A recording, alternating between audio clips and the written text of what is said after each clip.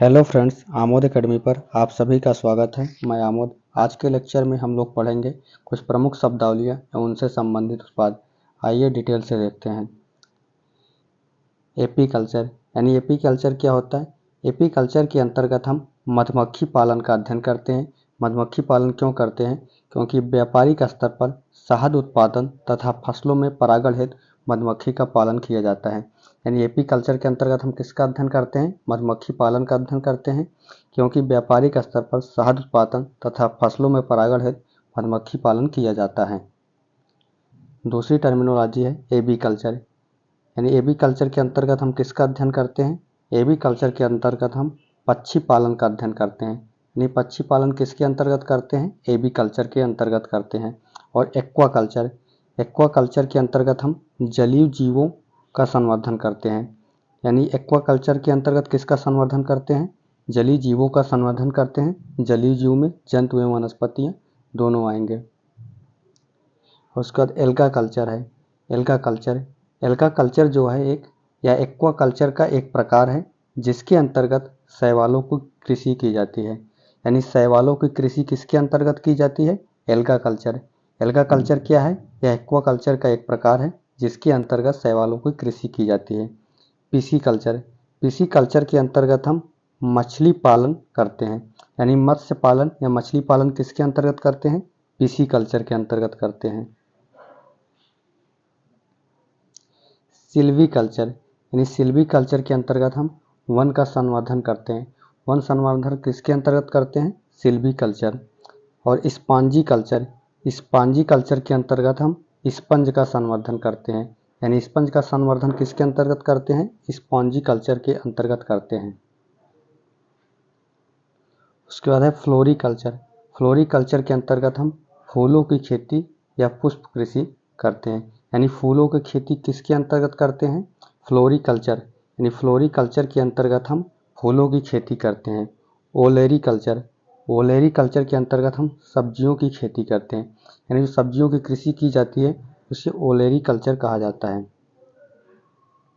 आर्बोरी culture, आर्बोरी culture के अंतर्गत वृक्षों तथा झाड़ियों की कृषि की जाती है। यानी वृक्षों तथा झाड़ियों की कृषि किसके अंतर्गत की जाती है? आर्बोरी कल्चर के अंतर्गत की जाती है। हॉर्टिकल्चर, हॉर्टिकल्चर के अंतर्गत हम फूलों, फलों, सब्जियों व मसालों की खेती करते हैं। यानी फूलों की खेती किसके अंतर्गत की जाती है? हॉर्टिकल्चर। फलों की खेती भी हॉर्टिकल्चर और सब्जियों मसालों की खेती हॉर्टिकल्चर। यानी हॉर्टिकल्चर के अंतर्गत फूलों, फलों, सब्जियों व मसालों की खेती की जाती है। पोमोलॉजी, पोमोलॉजी के अंतर्गत फलों की कृषि की जाती है। यानी फलों की कृषि पोमोलॉजी। एग्रोनॉमी, फसलों की खेती की जाती है। यानी फसलों की खेती को क्या कहते हैं? एग्रोनॉमी कहते हैं। वर्मी कल्चर, वर्मी कल्चर के अंतर्गत कृषि उत्पादन में वृद्धि हेतु केंचुआ पालन किया जाता है। यानी केंचुआ पालन किसके अंतर्गत किया जाता है? Vermi culture. वर्मी कल्चर के ही अंतर्गत कृषि उत्पादन में वृद्धि हेतु केंचुआ पालन किया जाता है। ओस्टिकल्चर, ओस्टिकल्चर जो है व्यापार हेतु सीपों में कृत्रिम प्रजनन किया जाता है। यानी व्यापार हेतु सीपों में जो कृत्रिम प्रजनन किया जाता है वह स्टेरिकल्चर के अंतर्गत किया जाता है। ओलीकल्चर, ओलीकल्चर के अंतर्गत जैतून का उत्पादन, संरक्षण तथा व्यापार किया जाता है। यानी ओलेरीकल्चर जो है जैतून का उत्पादन, संरक्षण तथा व्यापार किया जाता है। हेलीकल्चर, हेलीकल्चर के अंतर्गत घोंघे या स्नेल का संवर्धन करते हैं। यानी हेलीकल्चर के अंतर्गत किसका संवर्धन किया जाता है? घोंघे या स्नेल का संवर्धन किया जाता है। विटीकल्चर, यानी जो अंगूर का उत्पादन किया जाता है। यानी अंगूर की खेती किसके अंतर्गत की जाती है? विटीकल्चर के अंतर्गत की जाती है। मोरीकल्चर, मोरीकल्चर के अंतर्गत शहतूत की खेती की जाती है। यानी शहतूत की खेती किसके अंतर्गत की जाती है? मोरीकल्चर के अंतर्गत। और मेरीकल्चर, मेरीकल्चर के अंतर्गत मानव उपभोग हेतु समुद्री जीवों, जंतु व वनस्पति का संवर्धन किया जाता है। यानी मेरीकल्चर के अंतर्गत मानव उपभोग हेतु समुद्री जीवों, जंतु एवं वनस्पति का संवर्धन किया जाता है। सिट्रीकल्चर, सिट्रीकल्चर के अंतर्गत खट्टे फलों व फल उत्पादनों का संवर्धन किया जाता है। यानी सिट्रीकल्चर के अंतर्गत खट्टे फलों व फल उत्पादनों का संवर्धन किया जाता है। हाइड्रोपोनिक्स या एरोपोनिक्स या एरोकल्चर सब एक ही टर्म है। हाइड्रोपोनिक्स, एरोपोनिक्स, एरोकल्चरगत इसके अंतर्गत मृदा विहीन पादप संवर्धन किया जाता है। यानी इसमें जो कृषि की जाती है, जो पौधा उगाया जाता है, उसमें मिट्टी की आवश्यकता नहीं होती है।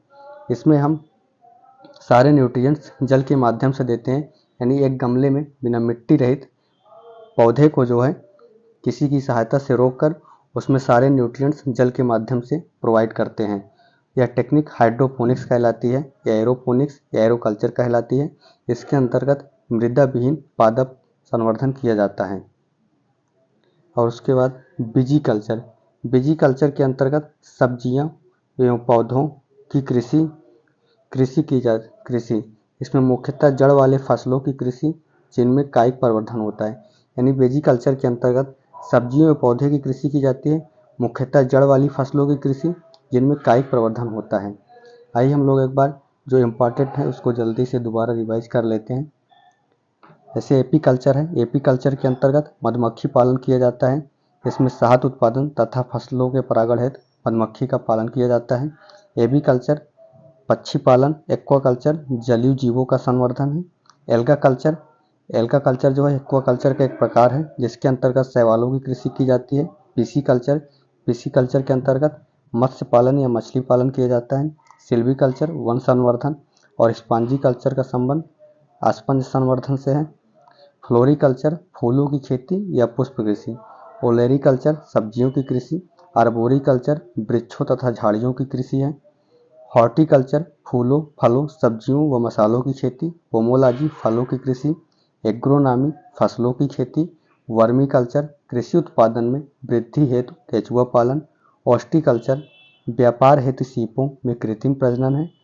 ओलीकल्चर जैतून का उत्पादन, संरक्षण तथा व्यापार। हेलीकल्चर घोंघे स्नेल का संवर्धन। विटीकल्चर अंगूर का उत्पादन। मोरिकल्चर शहतूत की खेती। मेरीकल्चर मानव उपभोग हेतु समुद्री जीवों यानी जंतु एवं वनस्पति का संवर्धन।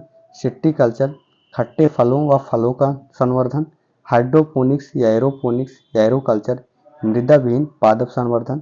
वेजिकल्चर सब्जियों और पौधों की कृषि, इसमें मुख्यतः जड़ वाली फसलों की कृषि की जाती है जिनमें कायिक प्रवर्धन होता है।